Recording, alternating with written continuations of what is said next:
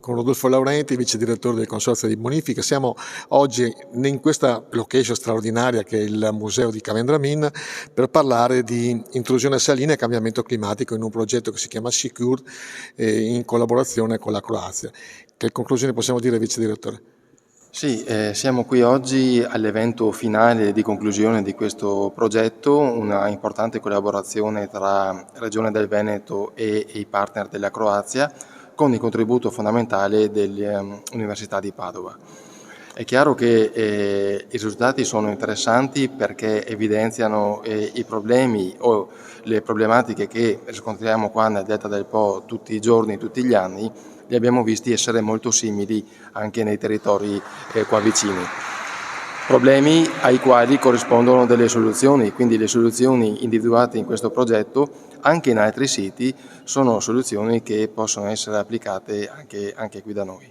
Ecco, sono soluzioni sperimentali, quindi quando secondo lei si potrà vedere risultati effettivi e secondo lei se potranno essere risolutivi per uno dei problemi più importanti che è l'inclusione salina, soprattutto anche per l'irrigazione, per la campagna, ricordando che è una delle attività fondamentali del nostro territorio. Sì, come detto sono studi sperimentali con risultati sperimentali, vanno declinati sul territorio e applicati a quelle che sono le nostre realtà. Noi siamo un consorzio di bonifica, quindi come detto ci occupiamo di irrigazione e dipendiamo naturalmente dalle portate dei fiumi e dalle precipitazioni che per fortuna in questi mesi, in queste settimane stanno scendendo anche nel nostro territorio. I risultati li andiamo ad applicare nel nostro territorio andando a progettare ed affinare quello che è il progetto e i progetti che stiamo mettendo in campo, il principale dei quali è quello della barriera sul Po di Pila. Ecco, e a proposito di questa barriera, come siete messi a livello cronoprogramma?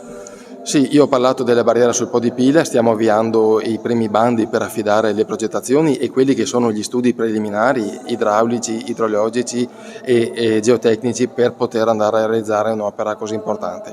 Ma non dimentichiamo quello che è il fiume Adige, siamo già a livello di progettazione definitiva, a breve arriveremo alla progettazione esecutiva e nel 2024 cominceremo il cantiere per costruire questa nuova opera, questa nuova barriera di nuova concezione per poter arginare questo fenomeno negativo dell'intrusione del cuneo salino.